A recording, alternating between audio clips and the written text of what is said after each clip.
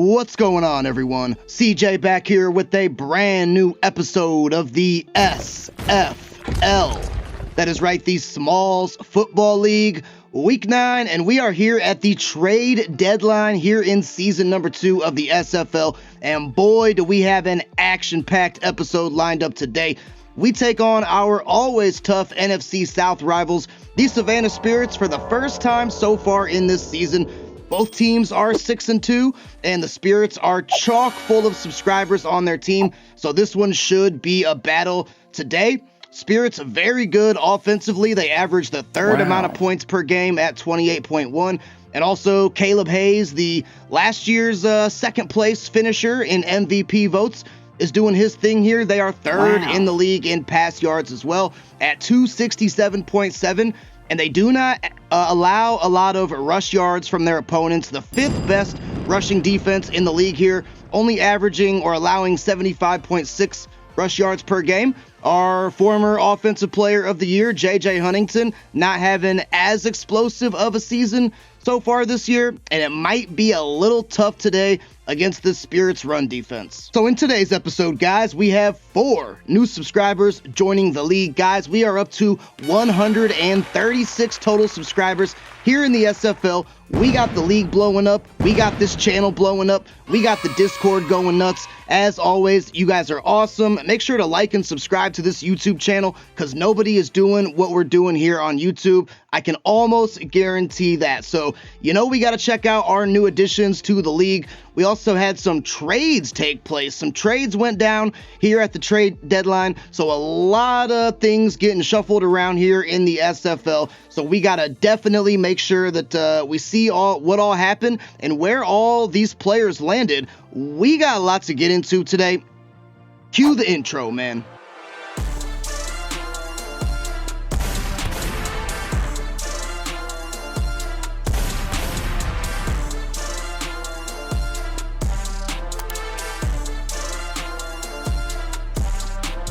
Kicking things off with the trades that went down this week. And remember, guys, the trade deadline is today. So no more trades for the rest of this season in the SFL. Just like in real NFL, we're cutting the trades off here at the trade deadline. And so your roster is the way that it is now for the rest of season number 2. But kicking things off with the Las Vegas Jacks, who made several trades.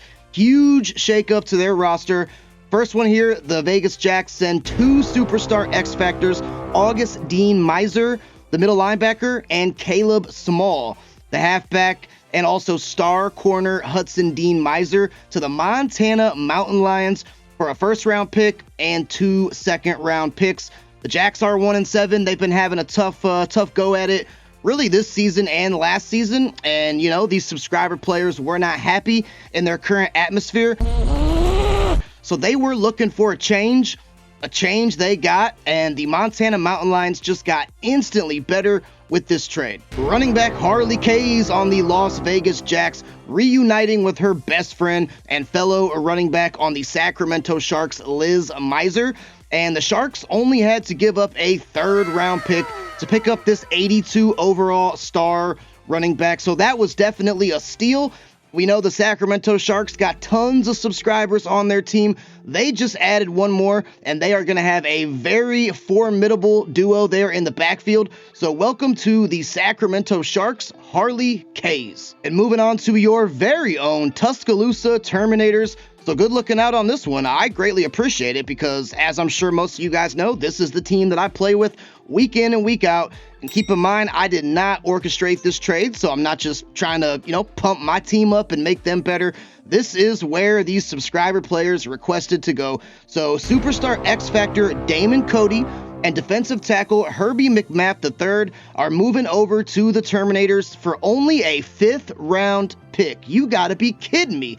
Jacks are having a fire sale here with their 1-7 record, and we just got instantly better acquiring. Our receiver room is going to be freaking stacked, man, and we got 2 really good defensive tackles, so we needed that today taking on the Savannah Spirits. So good looking out for this trade, and welcome to Tuscaloosa, Damon Cody and Herbie McMath III. And last trade here for the Las Vegas Jacks in a blockbuster move.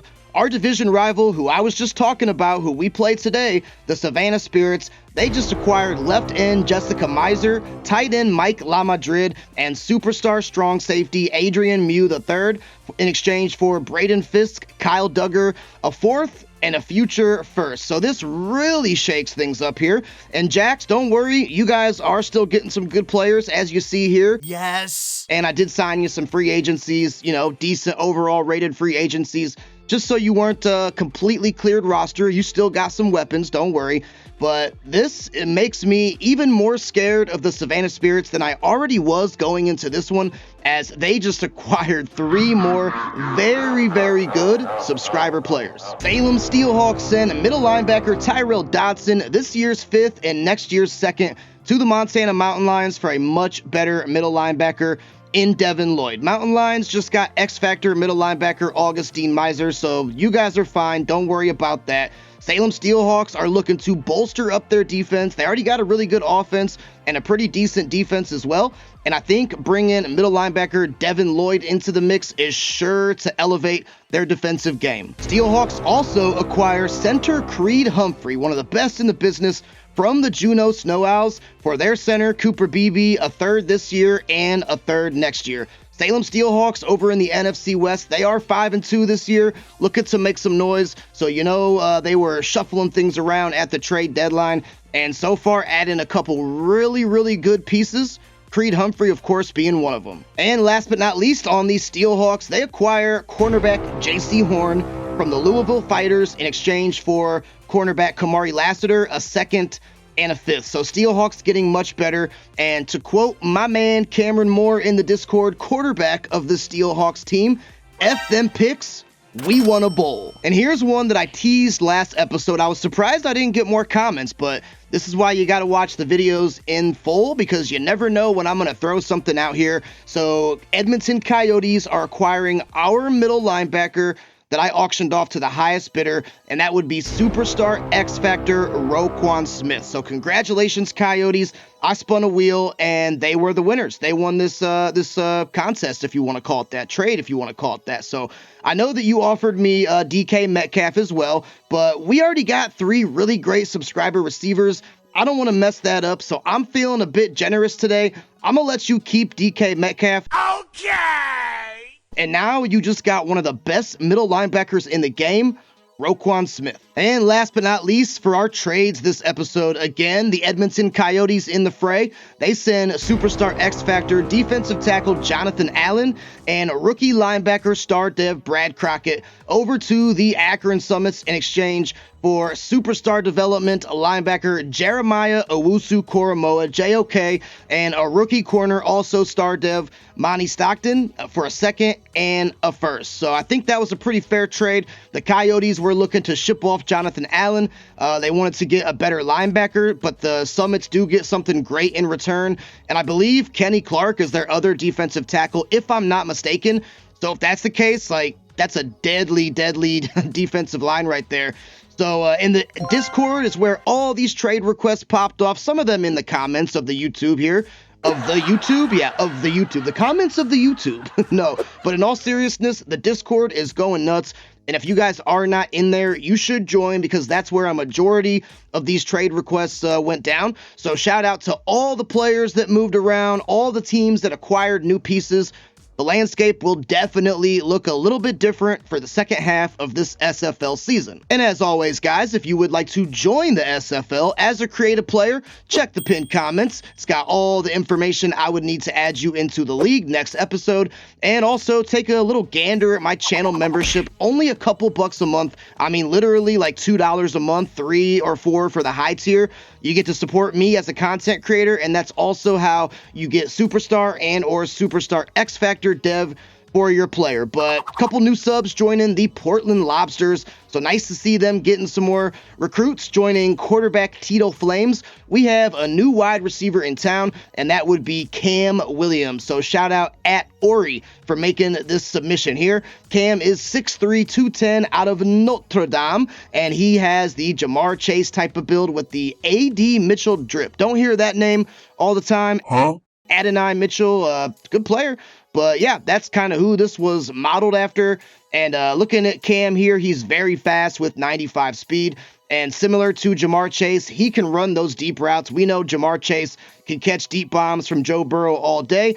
And Cam and Tito Flames might be that same type of combination. So 94 deep route and 93 jumping. He is going to be going up to get some footballs. And welcome to the league and to the Lobsters, Cam Williams. And also on the Lobsters, new running back here in town, Rudy Chaves. So shout out at Graph Main for making this suggestion here, or this entry here. Rudy is 6'5", 240 out of Michigan. He has the Derrick Henry type of build, and Rudy is most definitely a power back. He's got 90 break tackle, 93 stiff arm. That is very Derrick Henry-esque. We know Derrick has one of the most deadly stiff arms known to man. Also, Rudy is very strong as well. He's got great carrying, so not really going to be fumbling the passes, or the fumbling the ball that much. Not the fastest guy in the world, but I mean, Derrick Henry isn't either. He's pretty fast, but definitely more known for his strength and his toughness. The Lobsters are 4-3. They are second place in their division right now.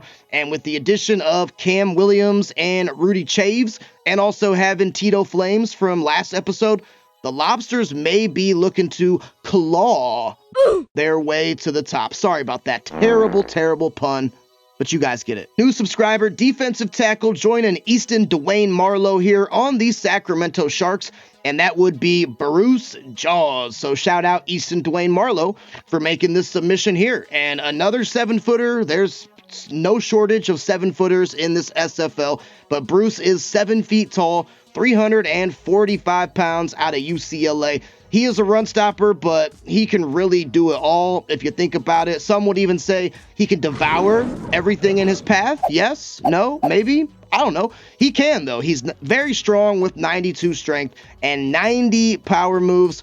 He's going to be not only stopping runs, like it says his archetype is, but that's going to lead to a lot of sacks in the backfield.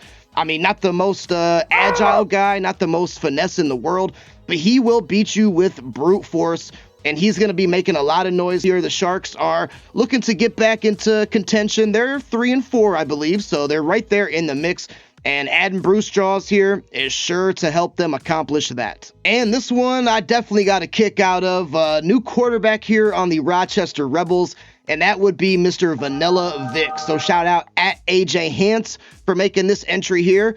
I'm sure if you guys are on this YouTube channel, unless you've been living under a rock, I'm sure you know who Bangle is on YouTube. Obviously made that Vanilla Vic name pretty famous, I would say. And now we got Vanilla Vic in the SFL. So he's 6 foot tall, 216 pounds out of Virginia State. He's got, of course, the Michael Vick build and rocking that number 7 there on his chest.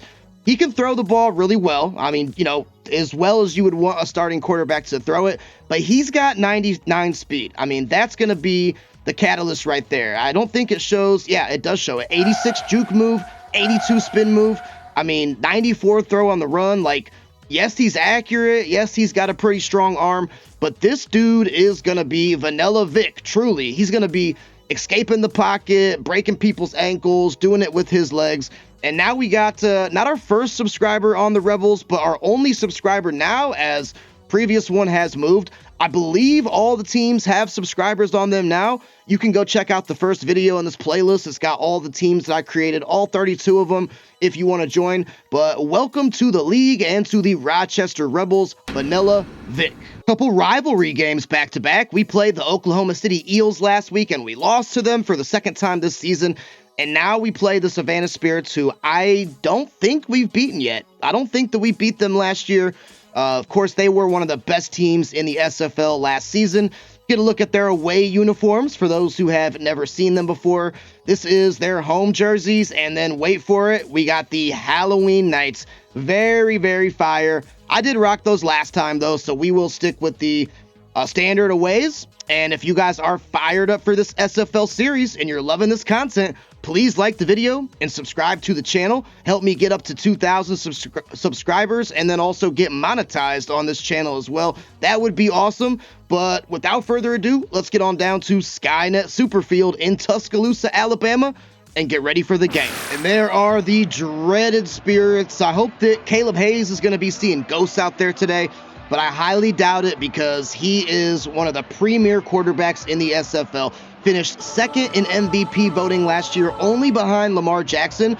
Started out this season kind of slow, but he is climbing the ranks, and the stats are all in the Discord, at least the top 5, so you can go check those out. I'll probably show stats, I would think, next episode, but it is top 5 stats are in the Discord, so join it. Feel free to check it out.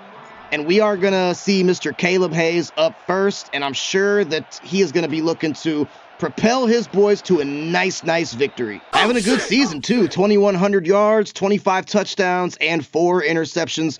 I think he's third, or he might be just behind Drew Thompson, or maybe he's just one above Drew Thompson. I don't really remember, but Caleb is most definitely in the top 5 for yards. So he will start out shotgun with Daniel Banks to his right. We're going to rush Scooby McBoomski, and that is, nice grab there by George Smith. It was a good hit by Alex Powers. Thought maybe that he might have jarred that ball free, but was not to be, and the pass was made and completed. So nice pickup by the Spirits. Hayes now going to be in pistol. Still got Banks behind him, as he will all game. And, oh, man, we had a chance to bring Banks down there with several different players. But Banks was able to shift his way through. 69 yards last week. That is very nice. And he picks up a gain of 4 for his Spirits. Go ahead and show a little blitz here. We also got TJ Huntington blitzing in the backfield. That's going to be another give to Banks, and that time we are there to shut it down. That's what I am talking about. Didn't see who made that tackle. Of course, we got tons of subscribers here on the Terminators. Thank you guys all for joining my squad. And on third down, I think that we go pressure. That always scares me a little bit. I need Johnny Waters to play coverage out here, though, because we're going to... Yep. Oh! Oh, that was Elijah Moore. I think, yeah. Wow, that was gift wrapped by Caleb Hayes. Or maybe not, because he did have to dive for it. So the pass might have been, oh man, dude, if he catches that thing in stride, we got John Kraft there, who's very good. So yeah, I guess it was a little bit off target by Hayes because he did have to dive. And that little extra dive there was just enough to have it slip through the hands of Elijah Moore. I'm not going to say we played good defense there. We just quite literally dodged a bullet. But you know what? I will be dodging bullets like the Matrix out here if I have to, because all I want is a win against our division rivals. Let's see what Drew Thompson and the boys have in store for us today. Okay, so Drew does have more yards than Caleb, so maybe Drew's third and Caleb is fourth. Either way, they're neck and neck. I have thrown a bit too many picks with Thompson for my liking, but it's okay, though. It's still got a long season left, and we can most certainly bounce back from that. Throwing a decent amount of touchdowns always helps too. So we'll go ahead and ID up Cam O'Shea, the subscriber linebacker, as the mic, and that's actually Tubby McDouble.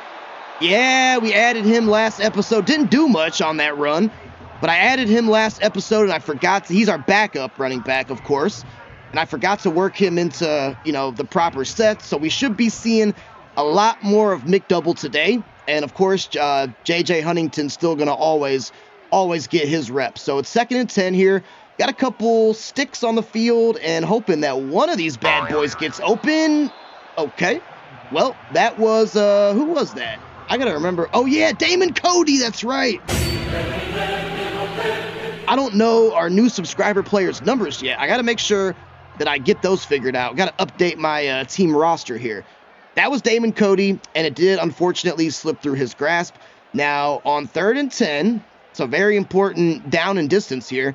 Going to put Jake Powers on a curl, but we might actually... Oh, we got Scooby McBoomski. There he is. I was looking for Cody at first, but I knew Scooby, he kind of hesitated on his route, so I knew eventually he was going to get open.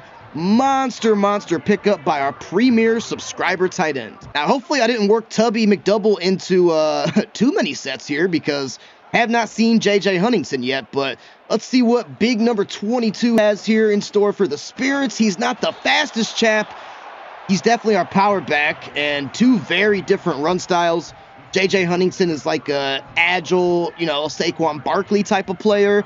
And Tubby McDouble is like the run you over, I don't know, A.J. Dillon. That's the first name that comes to my mind. So got to make sure we utilize them in their proper scenarios.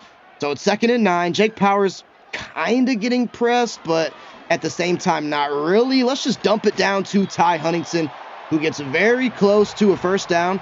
Going to be 3rd and 3 from the 43. Let's go screen pass here on 3rd down. I like it. Got to make sure that we have some decent protection, though, as I'm sure the Spirits are going to be in full force. Doesn't matter, though. JJ hangs on, and he does, in fact, keep this drive alive.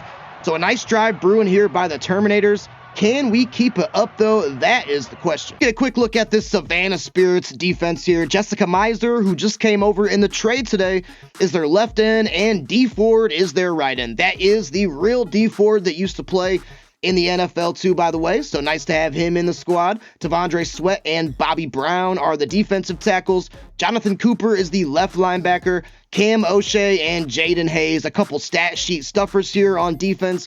They are the Mikes. We got Harold Landry as the right linebacker. And some more subscribers here in the secondary, Jackson Prime and Trustin Smith Jr., who both have 3 picks on the year, I believe. Jesse Bates is a free safety. That scares me. And then Adrian Mew, who they also just acquired today as the other safety. So their secondary is most definitely stacked. And I was just talking about not throwing more interceptions with Drew Thompson. That might be a little tough today. We're going to test the outside run, which never seems to freaking work for me. Maybe it'll work today. Oh, I just needed 1 block. Come on, man. Jonathan Cooper gets us. Why does the outside run never work? Come out with a little mesh concept here, and we see our tight end, Scooby McBoomski, getting wide open on that left side. So his terrific season continues. We're calling his name every freaking episode, I feel like, ever since moving on from the Chief, David Njoku. I would say he's definitely filled his shoes and then some, and picks up a nice first down on that play there. Yeah, so 2nd and 11. This is a tough drive. We are still moving and, getting downfield, but it's not easy. And, well, come on, that ball was just sitting up there. Oh, wow, that ball, Jaden Hayes, the linebacker, was there in coverage, but that ball was just hanging there. Just somebody was bound to come down with it, and they never did, unfortunately. So that is going to make it 3rd and 11. Really want to pick this up because I am not too confident in my kicking abilities. So hopefully we don't have to worry about that, and just see if somebody can get open here. I should have went to Cody. I should have went to freaking Damon Cody, man. He was open. And that's going to be Jesse Bates on the pick. I know I had Cody on the other side. I'm just so used to throwing it not to Cody because he's new on this team. And that's going to be a pick 6 from Jesse Bates. That was 100% on me. 100% on me. I went to Powers on the right side. Should have went to Cody on the left side.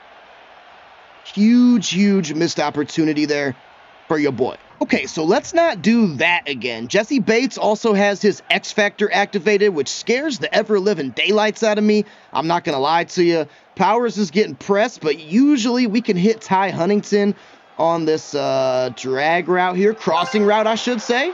And just as I drew it up, Ty Huntington does come down with it.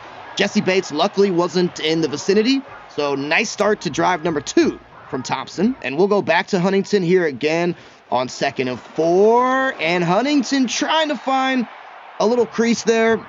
He really doesn't. It's going to be a big 3rd down coming up now. 3rd and 2, going to trust that JJ can pick up 2 yards here to convert this. Oh, look at that cutback. That was beautiful. That was a beautiful cutback. JJ Huntington gets all the yards he needs and then some, and that will do it for the first quarter of action. So we have not seen the Spirits on offense yet. That's kind of strange. It was a long first drive, a pick 6, and then now it's a long second drive.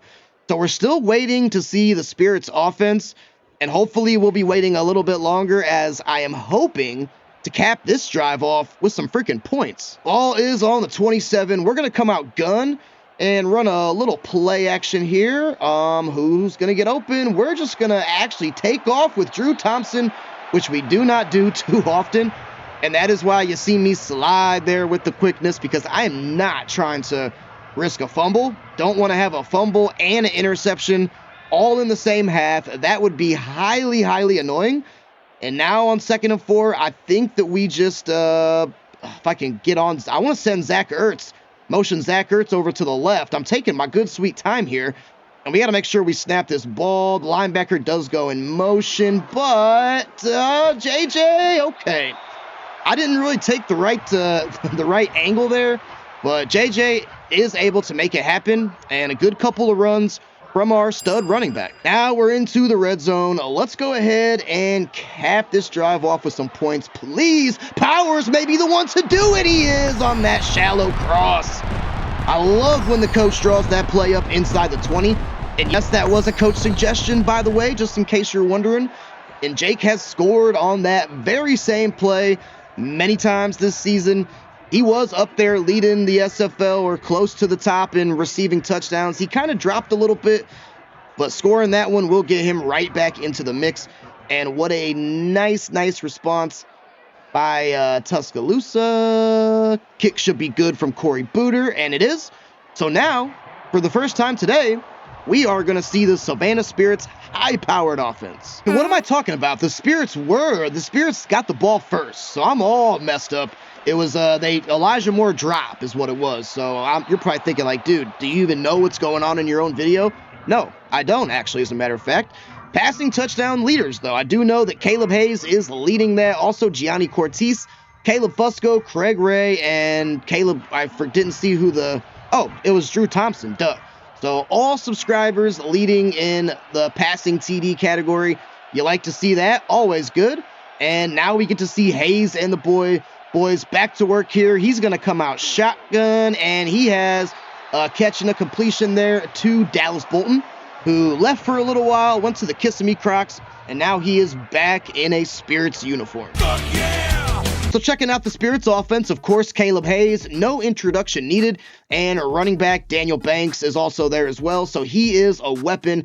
We got DeAndre Smith and George Smith, subscriber wide receiver brothers. We got Elijah Moore, who dropped that pass earlier. We got Dallas Bolton, and then Mike LaMadrid, who just came over in that trade. Garrett Bowles is the left tackle. Chuma Edoga is the left guard. Graham Barton, the center. Right guard is Dominic Punai. And Brian O'Neill, the right tackle. So a pretty good offensive line, I would say. Definitely not anything to turn your head at. And I think that we will actually audible into some man coverage here. I'm hoping that Daniel Banks stays back there to block. He's not gonna. He's gonna get the carry, and Brandon Moore was there to stop him. But Banks got exactly what he needed, and a nice first down pickup for the Spirits. See if they go back to Banks here. We got superstar X Factor Blake Eugene Miser, and that's just going to be another dump down to Dallas Bolton. So he's getting tons of action here in this first half, and Caleb Hayes not really making any explosive plays so far, but he's definitely consistent. He's definitely accurate, aside from that Elijah Moore potential drop. Let's have Johnny Waters just spy the middle of the field, and Kringle was there.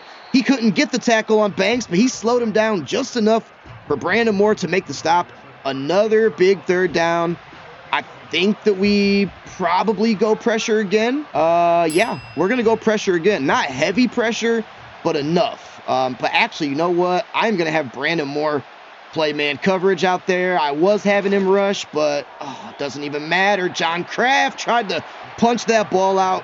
And what do you know? It's Dallas Bolton on yet another reception. All right, come on, Tuscaloosa. I know you got some defensive stops in you here. Can we maybe get to Caleb Hayes? We're not gonna. Dallas Bolton with the score. Wow. Okay. So, yeah, I'm definitely usuring a man on Dallas Bolton this entire game. Probably an extra defensive end or something. We had a chance to get him, and it was a missed tackle by, I think, Brandon Moore. Number 31. But yeah, Dallas Bolton so far is their main number one weapon. So I got to make sure that I have eyes on that kind sir at all times. Start out here, RPO. Huntington. I mean, do I just streak him? Could be a terrible decision, but I'm going to do it anyways. It's got to be a quick step drop. and sling, which I think it is. Bang! There we go. Look at the 99 play rec from your boy. And Augustine Miser is on the Jacks. That is Jessica Miser. I keep getting all the Misers mixed up. But we're looking like freaking Heat Miser out here. Hot on this drive. And Ty Huntington making yet another catch in this game. I would like, if possible, for this to be the last drive of the half. Cam O'Shea, middle linebacker, is also superstar development, by the way. And he just naturally acquired that. Wow. It was Harold Landry just blitzing into the backfield, never got touched, never got blocked. This is a key third down, man. Don't want to give it back to the Spirits now. That's for sure. We'll put Ty Huntington on a curl, and oh, I see somebody wide open there. It's Tyler Boyd, who, yes, is still on this team, even though we got 3 subscriber receivers. He made a nice catch, just went ahead and fell to the ground there. That'll be the last play before the 2-minute warning. Get a little TE angle here going. That always seems to work pretty well. I'm also going to streak Powers. Let me see Jesse Bates go somewhere away from Powers, because it might actually be a Powers shot. We're going to give Powers a shot anyways, and the big 6'8" target hangs on. Remember, he had that deep ball. Was it last episode? He had like a deep bomb last episode that he got tackled mere shades from the goal line. But he is always a sure-handed pass catcher, and he makes a nice catch there. 55 seconds left till halftime. Want to put ourselves into the end zone. But worst case scenario, just got to make sure we score. Or make sure we score something like a field goal. We're going to go ahead and call timeout. It's 3rd and 2. We should be able to pick this one up, but I don't want to have to, play hero ball or do something crazy. Coach is saying screen. I'm going to flip it just so we're not calling the same exact play, same exact look every time. Or do I just audible this to a run? That's the question. Nah, we'll stay screen. Let's pick this up, boys, please. Huntington, need a block. He got it. Can he shake Jesse Bates? He did. And got out of bounds at the 3. That was a good move. And I will say, Huntington, on the games where he's not really getting it done on the ground, cough, cough today, he's always able to do it as a pass catcher. And now we got 3 or possibly 4 tries to punch this in the end zone. It's almost too early to score. I almost want there to be a little more time shaved off that clock. It's actually Tubby McDouble. He's in. Here come the McDoubles. Check them out on your screen. I did this all last season on the Madden 24. Whenever Tubby would score, he was on our Toronto Thunderbirds team. So be prepared to see McDoubles aplenty. And nice for the big halfback out of Georgia to get into the end zone for the first time in this series. And he was actually going to keep going, too. He was breaking a tackle. So we do score. We do knot things up. That is awesome. But let me make this kick first. That should be good. But we got to make sure that Caleb Hayes and the boys don't trot down here with 30 seconds, because teams do that to me all the freaking time. And you may notice I am not blitzing at all whatsoever, because right now I'm just trying to play coverage on these receivers. It's another screen pass, too. And if nothing else, I feel like the Spirits are getting into field goal range. They have not even had to use a timeout yet either, which that kind of scares me. We're just going to stay zone here, though. Nothing crazy. Don't need to do anything wild. Not seeing Dallas Bolton out here, though, which I'm fine with that. Oh, come on, Jaden Taylor. That was a good open field tackle. And it looks like the Spirits they had all 3 timeouts. Terrible clock management. And they're going to kick a field goal, but it is a very long one. Matt Gay is their kicker. But if they don't get this, it's going to be from center field or beyond. They are going to. Okay, so what? I don't know what kind of logic that was. But now we just got to hopefully prevent them from getting in field goal range, which I'm definitely going to try my darndest to do. We got Johnny Waters out here, and nice open field tackle. Okay. That was a good open field tackle by Brandon Moore. They are going to kick a field goal. We're not going to have time for another deep shot, which is kind of annoying. But can Matt Gay do this? If not, we got ourselves a 0 ball game going into the locker room, and that kick is wide left. I think it had the leg, too. I really think it had the leg. But that is going to be huge for us as we do get the ball after halftime. Aside from that one blemish with that interception, our defense is playing pretty good. Our offense is humming now. And we just got to ensure that we come out of this. I'm not always good on the first drive coming out of halftime. I'm notoriously bad for that. We got to make sure we capitalize on that. And taking a look at some of the action around the SFL here, are we going to show anybody Madden or what's going on? Oklahoma City Eels and North Carolina Flyers. And wow, the poor Flyers are 1-7. Eels are 6-2, Spirits are 6-2, and we are 6-2. So this game has huge implications. St. Petersburg Manatees, though, are leading the Massachusetts Smithies 14-3 at halftime. And then we got the Jersey Shore D's and the Providence Red Raiders. The D's lost to Chase Kaiser and the Red Raiders. They won the Super Bowl last year. They are 3-5 this season, ladies and gentlemen. And there is J.J. Huntington, the leader in the SFL in terms of receiving yards per running back. I also saw Ian Taliercio of the Steelhawks in there as well, so nice to see that.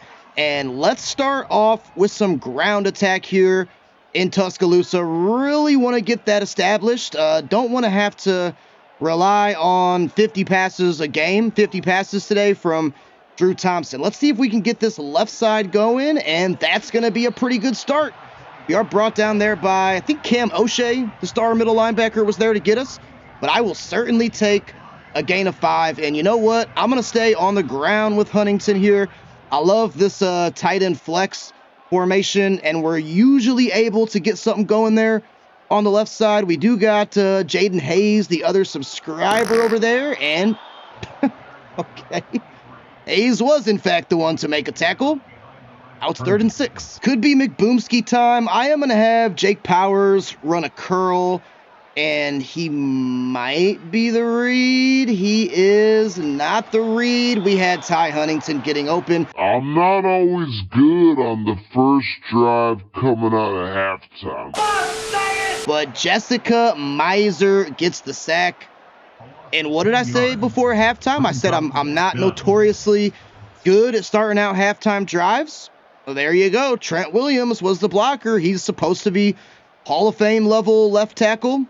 Yeah, Jessica Miser just made his life a living hell. There's Daniel Banks, and we squander points. And now our defense has to just rally together here and get a stop, because right now this thing is knotted up at 14. We're going to see, let's have Eugene Miser, Blake Eugene Miser going to the backfield, and it's a sack there. And that is none other than who is number 46? I'm trying to learn I got so many subscriber players, man, that I can't keep track of all the numbers. I think it was a subscriber, was it? Or was it Marcus May? It's freaking Marcus May. Bruh. Marcus, I love you, brother, but you're not a subscriber. You know what? That's all right, though. I will take him how I can get him. And let's put some more pressure here. Oh, Rose Miser instantly into the backfield, but we couldn't get to Caleb Hayes. Oh, man, dude. Rose Miser just bullied somebody, just bodied somebody. Caleb Hayes, being ever elusive as he is, he was able to get away from that one. And now we find ourselves in a 3rd and 4 situation. Let's audible here into cover 3. I should be used to enough somebody on Dallas Bolton, but it's not going to matter because Johnny Waters makes the stop on 4th and inches. They should bring out the punt team. No way they go for this, right? I mean, they could, and they're not. So mission accomplished unless they fake it. And boy, I would be highly, highly upset if they did that. But mission accomplished by the Tuscaloosa defense. And let's see if Jaden Taylor can give us a little bit of breathing room. He is, but only slightly. And let's see if J.J. Huntington and the boys can go to work here. All right, pray for me, guys. I am going back to the ground game with Huntington. That time it's a little bit better, but I'm telling you, these linebackers, that was Jaden Hayes, the subscriber linebacker out of Army. Appreciate your service, brother. These linebackers are just getting off their blocks in a hurry. And there's really not too much we can do. Like, we're never really able to get to the second level. Doesn't appear anyways. So, find ourselves here, 2nd and 6. I'm going to have Huntington. He's going to be the guy. There we go, JJ. Out of the backfield with room to run as well.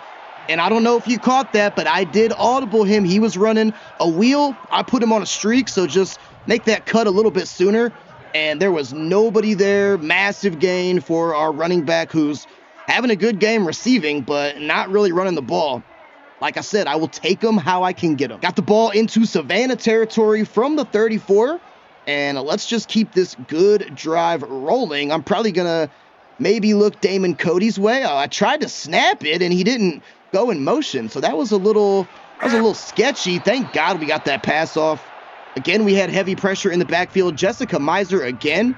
Nice play. That'll make it 2nd and 10. All right, let's send Huntington on a streak. This is that shallow cross play again. So possibly we just get Powers. I think it is Powers. I will certainly take it. He's met there by Adrian Mew III, who has 5 tackles in this game. But we got ourselves, much, much closer to first down territory. And if we don't get this, I'm at least much more confident in a field goal. But don't want to talk like that. We're going screen pass again. Coach called it. Huntington has been making this work all game. Let's see if he can do it again. He is going to be stopped short. 4th and 2. I mean, we got to go for this, right? There's no way. Let's see what the coach wants us to do. Coach says field goal. I'm not sure about that, Coach. I'm really not sure about that. I'm not going to go screen again. Too many screens, they're going to start to catch on to me. I mean, maybe just a good old mesh spot. Where's my mesh spot? Yeah. I'm going to go for it. I'm being uber aggressive. Part of it is because I just really want a touchdown, but the other part is I'm not confident in my kicking abilities. So somebody please get open. That's all I'm asking for. And it's Scooby McBoomski, because why would it ever not be Scooby McBoomski? Man, this dude is goated at the tight end position. You know what? I love David Njoku. I'm glad we got rid of him. He was playing great for us, don't get me wrong. But Scooby McBoomski has come alive as a premier pass catcher on this team. Huntington gonna pick up 6, okay. Averaging 3.6 yards per carry, but taking time off this clock and getting us all the way down to the 8. And I mean, in this situation right here, 3rd and 3, got to pick it up, right? Nothing else to do but pick it up. And we could have Zach Ertz possibly, maybe Powers, I don't know. We'll see. Or maybe just McDouble, Tubby McDouble with his 2nd touchdown of the game. That time it's a receiving touchdown. All right, so Tubby exploding onto the scene. He has 2 catches, or he has 2 touchdowns. He may have as many touchdowns as he has rushing yards. But you know what? That's okay. Touchdowns are what gets you paid, and touchdowns is what gets you the lead. So you know what? That's the most important stat to me. And Tubby so far is doing a great job. So we do in fact score. It wasn't right out of halftime like I wanted, but we scored nonetheless. We got ourselves a semi-comfortable 7-point lead. And about 24 seconds to go till the 4th quarter. All right, I do see Dallas Bolton over there, so I am going to have Austin Kringle just play a little bit of coverage, but that time it doesn't matter because it's Banks, and Banks breaks a tackle. You got to be kidding me.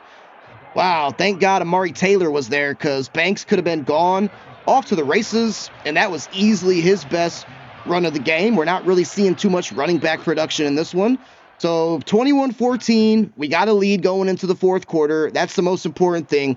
Now just got to hold on strong for one more quarter, and we will remain at the top of the NFC South. Not dialing up a lot of pressure in this one, and it's by design. Like, I just want to have people out there playing good coverage. Blake Eugene Miser was there, and TJ Huntington with a vicious shot. That was Dallas Bolton again. No targets for Mike LaMadrid so far, the other tight end that they just got today in a trade. It's been all Bolton for whatever reason. He has been getting it done, don't get me wrong. But this time, 2nd and 6, we'll just use her up on Shaggy McBoomski. And Hayes, where is he going to go? Does he look anywhere else besides Dallas? Nope. And they're coming out single back. This is the time where I do want to go pressure. Gonna audible into pressure here. Got TJ Huntington. Where's he going to go? Trying to get to Hayes. We are going to get to Hayes. And it is Blake Eugene Miser, our superstar X-Factor defensive end. Big number 2 there, making his first great play since coming over to the Tuscaloosa Terminators. And that one came at a very opportune time. Now, we still got to play good coverage here. We're going to guess pass. We're going to shade inside. And I'm going to have Shaggy McBoomski play a little bit of coverage out here. And, that was nearly picked by Alex Powers. He was going to George Smith. It's going to be a field goal, but this is like a 60-yarder, man. This is like a 60-yarder. Got to make sure we don't run into the kicker. That would be super unfortunate. So just going to pull the brakes back with Bradbury, and it's no good for Matt Gay. 2 missed field goals in this game from Matt Gay. Now, granted, they both were very long, but how about Blake Eugene Miser pushing them out of field goal range? If we go on to win this game, that may have been the play of the game right there, folks. Now, if there was ever a time where I just want to eat up the clock here, it is right now. We're almost at midfield. We're going to bring out Tubby McDouble, who has those 2 touchdown scores today, and nothing, as right instantly in the backfield is Harold Landry again for about the 44.3rd time today. And now we find ourselves in a 3rd and 11. And what's the best play to call in this scenario? I don't know. Your guess is as good as mine. But we are going to go HB angle. Now I'm going to try something here. Damon Cody, we're going to send him over to the right side. He's running like a little zig route. And then we're going to also put Huntington on a streak. This might actually work. See if Huntington can get open. We're going to try. Look at the adjustments from Coach Smallz. It's a thing of beauty. I actually was motioning over Damon Cody in the hopes that I would look his way. But, man, I'm telling you, as soon as I saw that linebacker or that deep or nickel corner, whoever the heck it was, go with him, I knew that Ty Huntington was going to have a chance for a quick step drop and sling. And Huntington almost got drilled in the backfield. That was very close. He is stopped up there. But at least we did salvage 4 out of it. I mean, do we just send Huntington again? I am going to send Huntington again. And I'm going to have the other Huntington bro block. But this could be, it's a Damon Cody designed play, so maybe that's what ends up happening, which I think it is. Can Thompson fit it in there? He did, but I think I accidentally usurped up on Cody and made him move. I don't really know what that was all about. Whatever it was, I wasn't a fan of it, I can tell you that much. And a field goal here, though, not the worst thing in the world. I don't want a field goal. Of course I want a touchdown, but a field goal does make it a 2-score game. And we'll just see if we can pick it up. Damon Cody making his first catch of the game, I believe, the superstar X Factor. And we almost got drilled in the backfield, but Drew Thompson held on for just long enough, found Damon Cody, and he was able to get some, right there. It was Cam O'Shea. Almost lit my whole entire existence up there. But Cody was able to get some good yards after the catch. Big number 84 there. And now we got ourselves in a very, very favorable position. Wow, they got the 3 down linemen here, and this is set up beautifully for a J.J. Huntington run. So come on, we got to get it done. Huntington gonna get in. That is what I'm talking about. Tuscaloosa taking a 2-score lead on our heated division foes. And we got 3 touchdowns combined between our running backs, and also 1 from Jake Powers as well. So we are doing our thing here late in the 4th quarter. Let me not miss this kick. Should be perfect with subscriber kicker Corey Booter. 3 minutes and 55 seconds to go, boys. Need you to hold on for just a little bit longer. Let's have Huntington play a little man coverage here on Dallas Bolton. Just need all the help we can get over there. It's Daniel Banks catching it, turning it upfield. And, ooh, the Spirits are going tempo now, too. So got to be very careful. Very careful here indeed, and the pressure was there by Austin Kringle. Of course, he was targeting Bolton again, but that time the pass is thrown out of bounds. Guessing pass, shading over top here, just for the duration, really, because the Spirits would have to score quickly and then somehow get the ball back. That's very tough. Ooh, Blake Eugene Miser was coming in like a bat out of hell. And the Spirits are still going to go tempo. So got to be very careful here. We're going to usurp up on Blake Eugene again. He's getting double teamed out there. It's a check down to Daniel Banks. And the Spirits are methodically working their way downfield, yes, but taking a lot of time off of this clock. So Blake Eugene, come on. All you got to do is shed a block. No, that was me. I messed up with Brandon Moore. Oh, my God. We were so close, man. We were so close. I'm usurped up on Eugene Miser all the time. Oh, he almost got there. I'll tell you what, he is going to be fun to play with, though, that superstar X Factor. We got to be careful, though, because the Spirits do got all their timeouts. If they score here, they would not even need to kick an onside kick. So we really, really got to be careful. And this time, Blake Eugene Miser is not even on the field, so not going to be able to use him. But we almost got to Hayes. It's going to be a touchdown. Wow. And it is George Smith. So about the only other receiver that has caught a pass besides Dallas Bolton. Spirits keep themselves in it. Teams always do that to me when they have a need to score drive. It's like Madden just flips a switch and it's like, oh, they need to score? All right, cool. We got you. No worries at all. So we got to pick up 1 first down. 1 first down ends the game. Can we do it? Man, I sure hope so. 1 first down ends the game. All we need is 1. I'm going to motion over Jake Powers. This is not for any reason other than I'm just trying to kind of fool the defense, but it's a video game, so that's not going to happen anyways. Tubby McDouble looking for a crease. I mean, he kind of got it there slightly. Oh, and the Spirits got the 2-minute warning too, so yeah, we definitely need to pick up a first down now. Gotta go screen pass here. We cannot be conservative and just run into a brick wall 2 times. We really got to get this first down, so I'm going to trust, oh, Huntington gonna get it.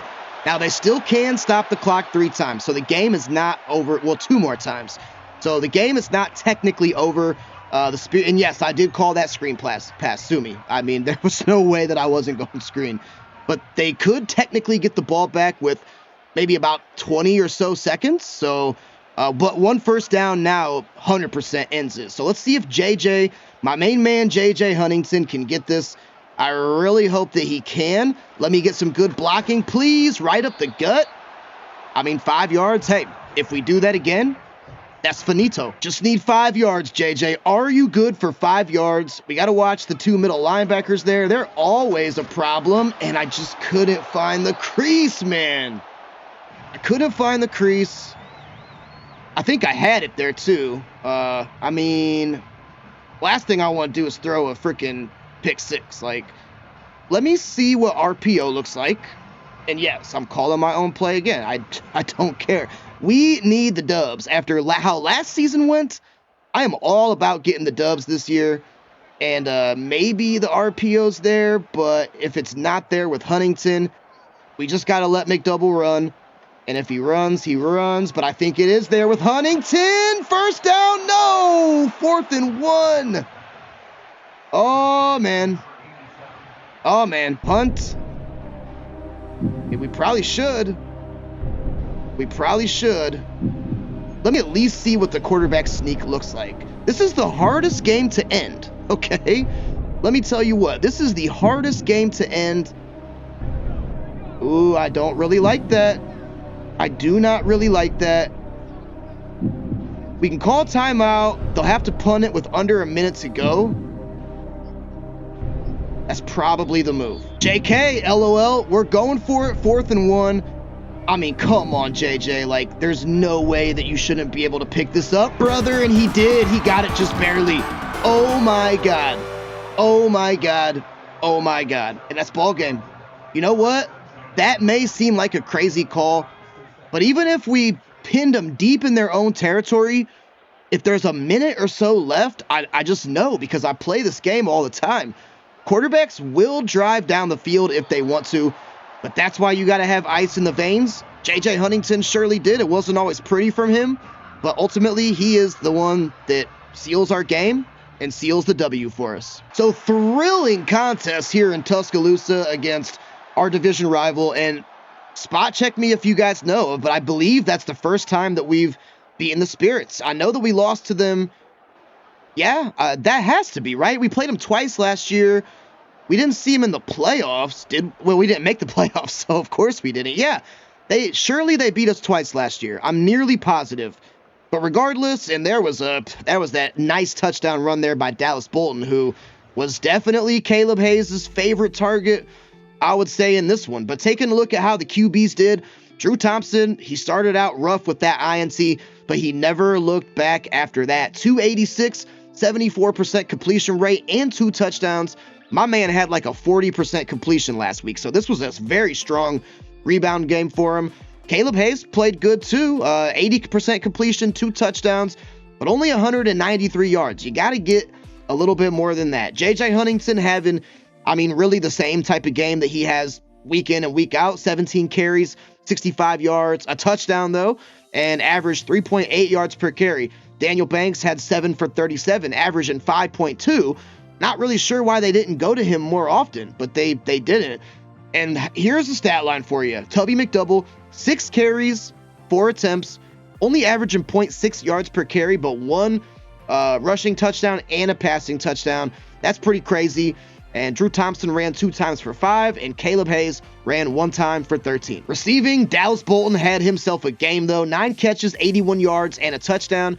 JJ Huntington, though, he's like a pass-catching receiver, man. 6 catches, 69 yards, and average 11.5. Ty Huntington had some good plays in this game. 6 catches, 474. Scooby McBoomski, 5 for 67, but those catches that he made were absolutely huge. George Smith had that late touchdown in the 4th, 5 for 61, and a touchdown for him. Daniel Banks had 4 for 41. And Jake Powers, 3 for 43 and a monster touchdown. DeAndre Smith, 1 for 3. Damon Cody, 1 for 14, but that was like the most important 14 yards of this game. And then Tubby, 1 for 6 and a touchdown. When did they start keeping track of pancake blocks? Is that new? I swear they don't keep track of it in the yearly stats. I don't know. Scoot Sanders had 2 of them, though, and no sacks allowed. He rarely ever allows a sack. Adrian Mew, the new strong safety, had 9 tackles and a pass deflection. Jaden Taylor had 4 tackles. Brandon Moore had 4 tackles and a pass deflection as well. Jaden Hayes, he was making some good plays for days. That's what pays. Okay, let me stop. Breaking them off like Lay's chips? No, I'm just digging myself a hole here. Jaden Hayes, 5 tackles and a TFL and a pass deflection. Alex Powers, a pass deflection, 3 tackles. A lot of pass deflections. Johnny Waters, 8 tackles. He was all over the freaking place. John Kraft had 3. D Ford had 3 tackles and a TFL. Cam O'Shea, as he always does, 10 tackles, leading the charge and a pass deflection. TJ Huntington, 4 tackles and a pass deflection. Yeah, lots of pass deflections. Blake Eugene Miser, play of the game. That sack on Caleb Hayes to get him out of field goal range, play of the game. He had a TFL and a sack.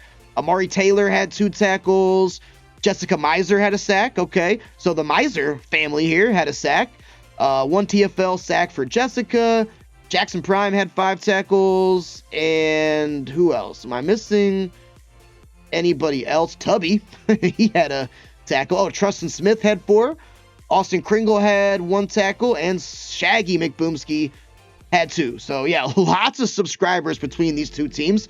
But that was a great game. I feel super good about that one. Glad we got the dub. And let's check out the rest of the subscriber stats here in week 9. Kicking things off here, the Portland Lobsters get a touchdown win over the Akron Summits. And of course, they have been acquiring new subscribers week in and week out. Dragon Zetron of the Summits, wow, 97 yards, no touchdowns, and no picks. That is rough. Tito Flame on the Lobsters had 265, 2 picks, but 2 touchdowns. So, that kind of offset each other, I feel like. Rudy Chaves, the halfback, had 17 carries for 40 yards, only averaging 2.4 yards per carry, kind of like our running backs, really. Tito Flames ran 4 times for 21, and Dragon Zetron ran 2 times for 11. And then receiving, we got Cam Williams, nice game, his first game in the SFL, 5 catches for 74 yards.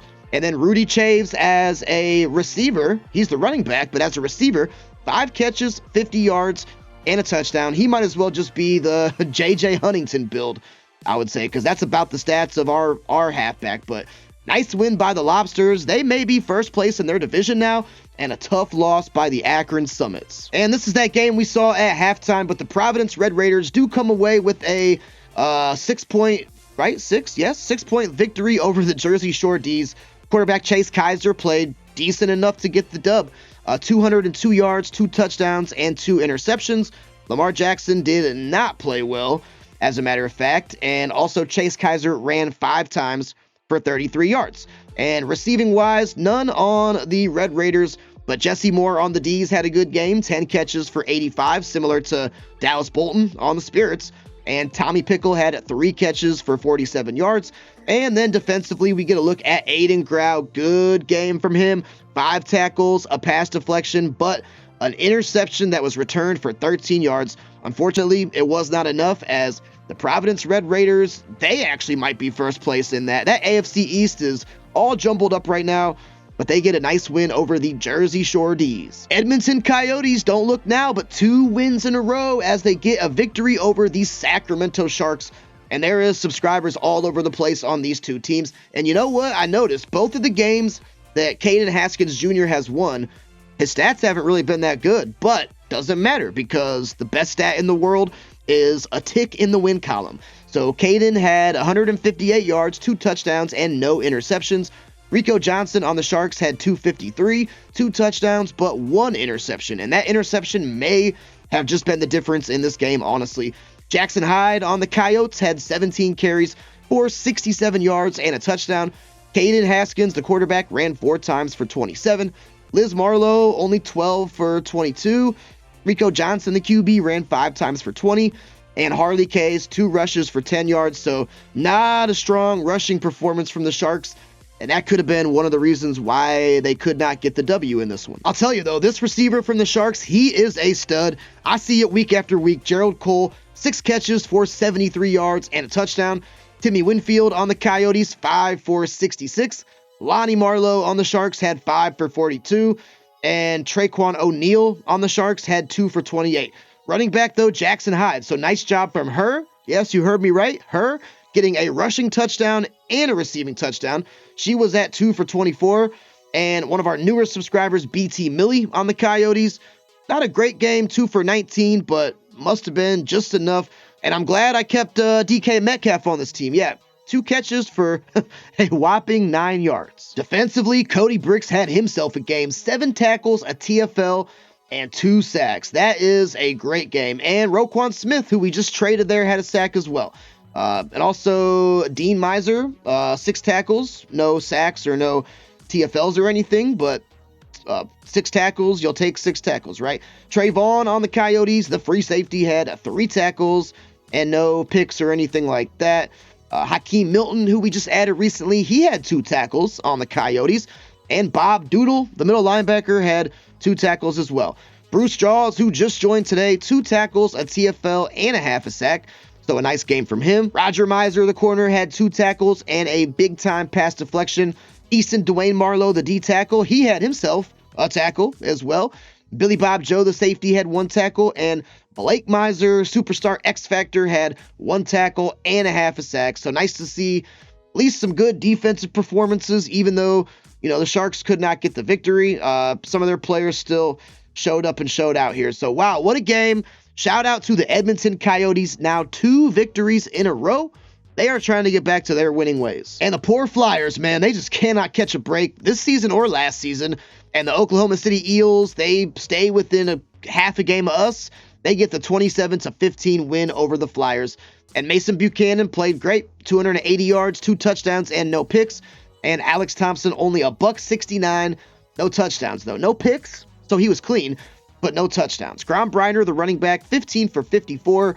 And Mason Buchanan also ran for a touchdown on 4 carries for 23 yards. Alex Thompson, he ran 3 times for 21 yards. And looking at the receiver here on the Eels, Ray, pretty good performance. 5 catches for 70 yards. You will definitely take that. And then also Grom Briner, 3 for 17.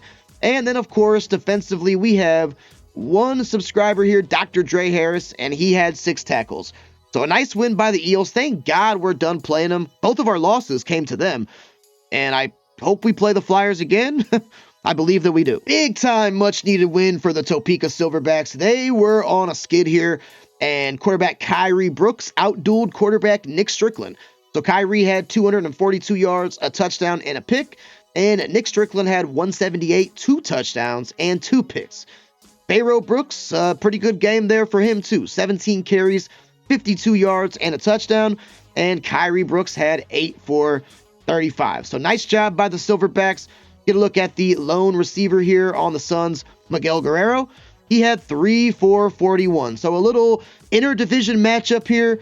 And the Topeka Silverbacks eke out a narrow 2-point victory over the Memphis Suns. Ooh, a loss from the Fort Worth Rough Riders, and we may be number 1 seed in the NFC now. Got to check that. Yeah, I think, or it's going to be, they might have it. We'll be tied wins and losses. But shout out Vanilla Vic, getting the job done there in his first game in Rochester, 213 yards. And but I'm curious to see his rushing stats, though. I bet you that's going to be pretty good. Devin Fry had 223, 2 touchdowns, and 2 interceptions. I mean, Vanilla Vic, 2 for 97. So not the craziest rushing stat line. I thought maybe it would be a little bit better. And Devin Fry ran 2 times for 9 yards. So Fort Worth Rough Riders, only their second loss of the season, and a nice win over a powerhouse by the Rochester Rebels. And watch out for the Toronto Thunderbirds. They are making themselves a run as well. Now, should be 4 wins on the season, I believe. 3 or 4. I think it's 4. And Jordan Baker played just well enough. 180 yards, 1 touchdown, no picks. And QB Lucas Spicer had 306 yards. So that was a great passing performance, but 1 touchdown and 1, I'm sure, very costly interception. But shout out to Jordan Baker getting it done on the ground as a QB. 6 runs for 26 yards and 2 big-time touchdowns. That's awesome to see. Floyd Butler, the receiver, got 1 carry for 4 yards. And Lucas Spicer also 1 for 2. Floyd Butler, he has got to be in the top 5 now for something. He is always lighting up the stat sheet. He had 7 catches for 123 yards and a touchdown. Didn't net him a win, though, but still a great game. Barnaby Hunt on the Thunderbirds had 3 for 44. And did they get their tight end involved? That is the question. Where's he at? Oh, Jarek Smith? No, they never utilized him. I don't know why. I don't know why they never utilize him, but for whatever reason, they don't. So, all right, that is what it is. And Hayden Ward-Fair, the corner, had 6 tackles. So, Thunderbirds are heating up at the right time. The Lightning were, but the Thunderbirds do get a nice victory over them in Week 9. And if you're wondering about the 2, you see it on my losses, too. It's because I go in there and get thumbnails, and I don't want to be distracted trying to worry about a thumbnail while, when I'm actually playing the game. So just putting that out there. You'll see it on the games I lose too. And it is what it is. So just letting you guys know that. But the Jacks and the Sentinels, the Jacks lose. I kind of figured they would because they just traded like a third of their freaking team. But Ashton Saber of the Sentinels, he had a $166, 2 touchdowns, and a pick. And Drew Vincent, only 135 yards, 1 touchdown, and 2 interceptions. So that's a rough game. Dyson Frederick, the running back on the Sentinels, had 15 carries for 50 yards. Ashton Saber ran 8 times for 40. And also Drew Vincent ran 2 times for 11. So Jacks fall to 1-8. That is rough. And the Sentinels, they get a little bit closer to 500. St. Pete Manatees beat the Massachusetts Smithies, man. They were, for a while, they're doing really good. And for whatever reason, their passing attack has just falling off the map, man. I hope they turn it around. Coach Chris Vaden over there, I'm sure he will get the boys pumped up. But nice game from Nick Snow, 213, 2 touchdowns, but no interceptions. And Silas Vaden, only 107 yards, 1 touchdown, and 1 interception. So that is rough, most definitely. Jax Vaden in the rushing game, 15 carries for 53 yards. Silas Vaden ran 4 times for 20, and Nick Snow ran 2 times for 7. Defensively, we got 1 on each team here. So we'll start out with Ishmael Balog, the safety. He had 4 tackles. Definitely could have used some help there with some picks or something like that. And W. Mans, the safety on the Manatees, had 2 tackles. So a nice win by the Manatees. They did need it, but so did the Smithies. And the Smithies do drop another one here in Week 9. San Jose Industrials, their good season continues. They just beat the Juneau Snow Owls, who we play next episode. So we are going to be getting a first-hand look at quarterback Caleb Fusco next week. He had 224, 2 touchdowns, and 2 interceptions, but he was outdueled by the likes of Drake May. Caleb also ran 3 times for 9 yards as well. And on the Industrials, Hingle McCringleberry, one of the best names in the SFL. He had 6 carries for 71 yards. And Yeezy Fuentes, 4 for 68 and a touchdown. So this is going to be a pretty dominant, dynamic duo of subscriber receivers here on the Industrials. So got to keep our eyes on them. And defensively, we got a couple here. Dominic Marinai, really good game. 4 tackles, 2 TFLs, and a half a sack in there as well. So you love to see that. And then the corner, Josh Pickney, 2 tackles. So a really nice win by the San Jose Industrials. They are trying to be a force over in the NFC West. Salem Steelhawks put a hurting on the Roswell Revolution, so they improved to 6-2 now, I believe, and quarterback Cameron Moore pretty solid game. 236, 2 touchdowns, and a pick. Very workmanlike, I would say. He definitely brought his lunch pail to the office today. And then Noah Acro over on the Revolution, 205 yards, 2 touchdowns, no interceptions. But they just could not get the job done. Ian Taliercio, the running back, 15 carries, 97 yards, and 2 scores. So really nice work from him. Cameron Moore ran 3 times for 8 yards. And Noah Acro did not have any rushing as a quarterback this week. Yeah, I knew they didn't add pancake blocks to the like the recap stats, the box score. So Jerry Tress, though, good job from his left tackle position. He did not allow any sacks. And then I know I missed a couple, missed the receivers. Can't do that. JJ Redd had 5 grabs for 63 yards. BT Taylor, a good game, though. 4 catches for 60 and a touchdown. So nice work there from him. And then Joe Uno, love to see him getting involved. 3 catches for 23 yards and a big TD in there. And then Ian Taliercio had 2 for a 9. Now defensively, we have several. Here's Devin Lloyd that just came over. Didn't really do too much, but maybe just his presence there on the field was enough. Gio Cruz on Roswell had 7 tackles and 1 TFL. Jameer Juice, the cornerback, 7 tackles. So he was, all over the place, I would say. Not Oreo, 4 tackles and a big-time TFL, so you'll love to see that. Eli Acro, good game too, 4 tackles and a sack, but just could not propel his team to victory, unfortunately. Daniel THG on the Hawks had 3 tackles and a pass deflection, so did just enough, to help his team. There's also JC Horn that we just added as well. And then It's Oreo had just 1 tackle, so nothing too crazy, but yeah, Steelhawks, we beat them this year. But they are looking to be a force and make some noise this year in the SFL. Get a nice 20-point win over the Revolution. Dang, this was a shootout here. The Portland Destroyers beat the Montana Mountain Lions 32-29. But that was a high-scoring game if I've ever seen one. Dominic Young played great. 274, 3 touchdowns, no picks. McDonald's 10-piece had a lot of yards at 325, but did have 2 touchdowns, but did have 2 costly interceptions, and you can't do that and win ball games. We know that. Turnovers will kill you. Caleb Small, pretty good game in his first debut matchup with the Mountain Lions. 15 carries for 67 yards. No touchdowns, though. Would have loved to see a couple of those. Dominic Young ran 8 times for 38. And McDonald's 10-piece ran 6 times for 32. Superstar development tight end. Yes, he developed naturally over the offseason. Gavin Goat, goated performance, 6 catches, 81 yards, and a touchdown. Christian Bangle, he also had exactly 81. That's kind of strange, but he had 9 catches, no touchdowns, but still a really good performance. And then Alexander Kleblek had 5 for 48. Caleb Small also caught 1 catch for 6 yards. Now, defensively, we got a lot here. Augustine Miser, that was a stat sheet stuffing type of game. 9 tackles, a TFL, and a sack. So, at least he was all over the place. So you like to see that. And I know no subscriber defenders on the Destroyers. So I'm going to go over here. Yeah, Hudson Dean Miser, the corner, he had 3 tackles. Okay. And King Lay had 1 tackle. So tough loss here by the Mountain Lions. And a nice 3-point victory by the Portland Destroyers. And another high-scoring game, the Kissimmee Crocs, they're on a little bit of a win streak too.